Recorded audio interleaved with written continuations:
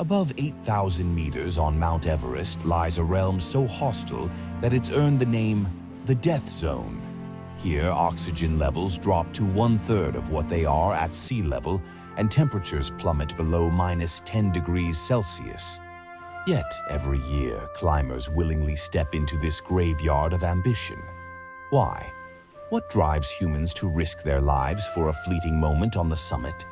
Nearly 360 climbers have perished on Everest, with most deaths occurring in this unforgiving zone. In this video, we'll uncover the chilling realities of the Death Zone, the stories of those who dared to conquer it, and why this icy graveyard continues to lure adventurers.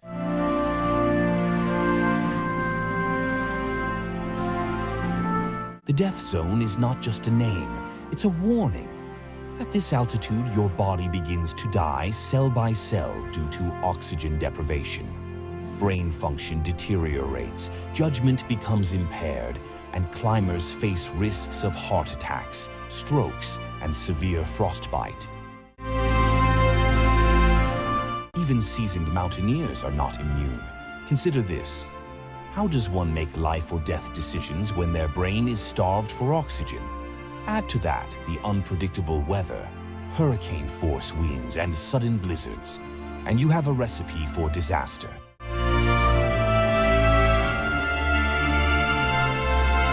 The slopes of Everest are riddled with dangers, unstable snow bridges, deep crevasses, and towering seracs that can collapse without warning.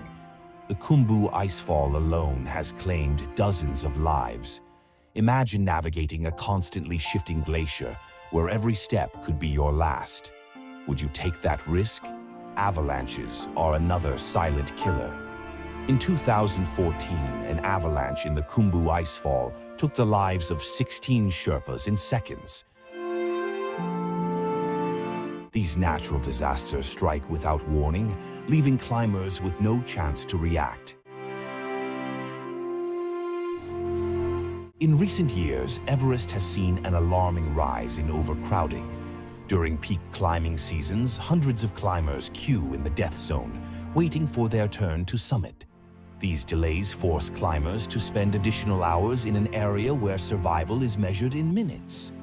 In 2019 alone, 11 climbers died due to exhaustion while waiting in line. How did Everest transform from an elite challenge into a perilous traffic jam? Critics argue that commercialization has turned the mountain into a deadly tourist attraction.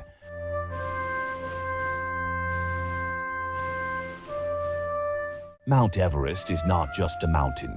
It's a graveyard of dreams and ambition. The stories of those who perished on its icy slopes serve as haunting reminders of its unforgiving nature. Here are some of the most chilling tales. In 1924, George Mallory and Andrew Irvine embarked on an ambitious attempt to summit Everest. They disappeared in the process, leaving behind one of mountaineering's greatest mysteries. Did they reach the summit before their demise? Mallory's body was discovered in 1999, battered and frozen, but without the camera that could have proven their success. The question remains unanswered, casting a shadow of intrigue over their tragic fate.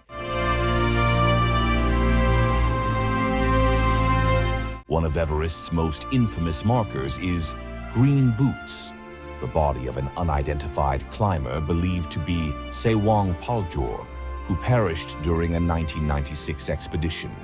His frozen body lies in a small cave along the northeast ridge route, curled in a fetal position. For years, climbers passed by this eerie figure, a stark reminder of Everest's deadly allure. The 1996 tragedy claimed 8 lives in a single day due to a sudden storm and overcrowding at the Hillary Step. Among the victims was Scott Fisher, an experienced guide who succumbed to high-altitude cerebral edema during his descent. His death highlighted the unpredictable dangers of Everest and raised concerns about commercialization and inexperienced climbers attempting the summit.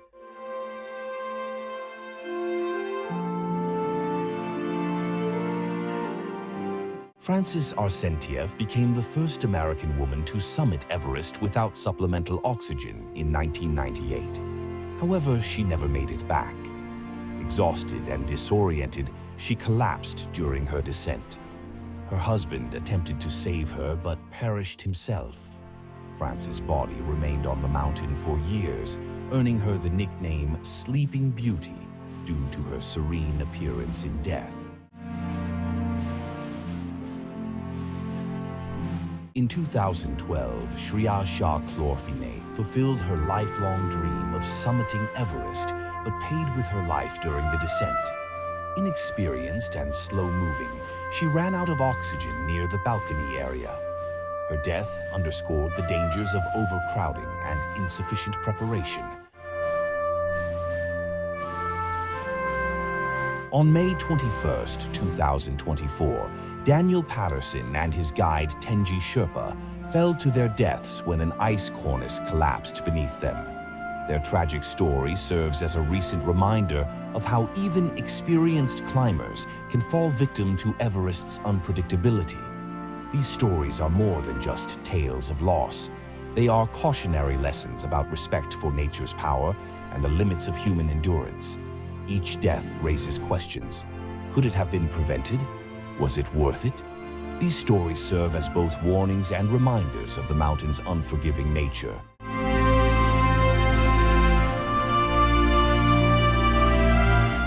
Despite the risks, Everest continues to attract climbers from around the world. For some, it's about personal achievement. For others, it's a tribute to lost loved ones or a way to raise awareness for causes. But at what cost? Is it human nature to seek challenges that push us to our limits? Or is it hubris that blinds us to the dangers? These are questions every climber must grapple with before stepping into the death zone.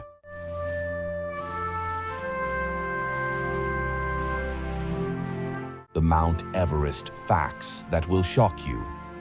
Mount Everest is more than just the tallest peak on Earth.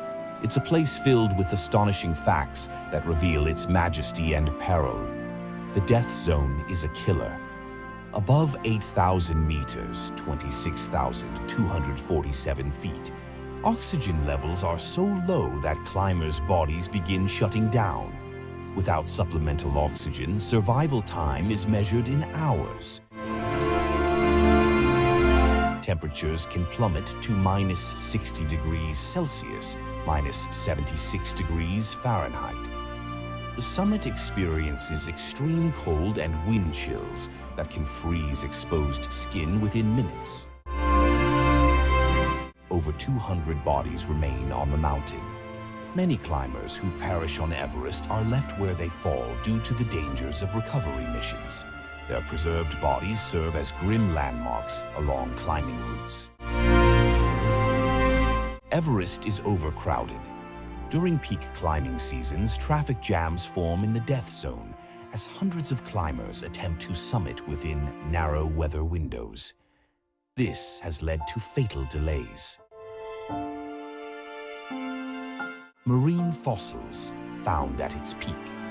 Everest was once part of an ancient seabed. Fossils found near its summit reveal its origins as sedimentary rock formed millions of years ago. It grows every year. Due to tectonic activity, Mount Everest rises approximately 4 millimeters annually. Birds can fly over it. The bar-headed goose has been spotted flying over Everest at altitudes exceeding 8,000 meters, a feat that defies human limits.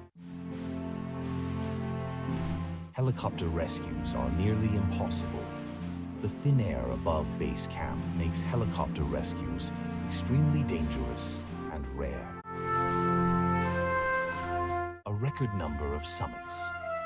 As of recent years, over 7,000 unique ascents have been recorded, not including repeat climbs, despite its deadly reputation.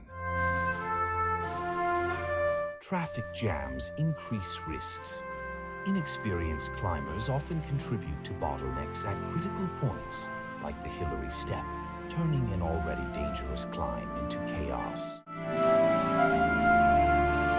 Guinness World Records galore. Mount Everest holds over 230 Guinness World Records for feats ranging from fastest ascents to youngest climbers reaching its peak. The oldest summiters defy odds. Yuichiro Miura summited at age 80 in 2013, proving that age is no barrier for those determined enough. It's not actually the tallest mountain. While Everest is the highest peak above sea level, Mauna Kea in Hawaii is taller when measured from base to summit underwater.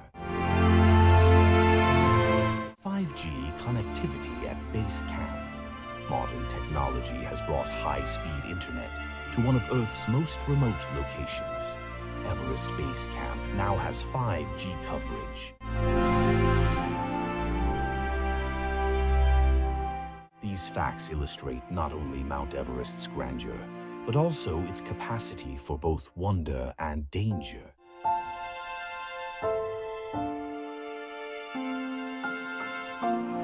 The rising death toll has reignited debates about how Everest is managed. Should permits be limited? Should climbers undergo stricter training? Or should we accept that climbing Everest will always carry inherent risks? Please share your opening in comments box. I hope you will get some information from this episode. Don't forget to your own channel and like the video. Thank you.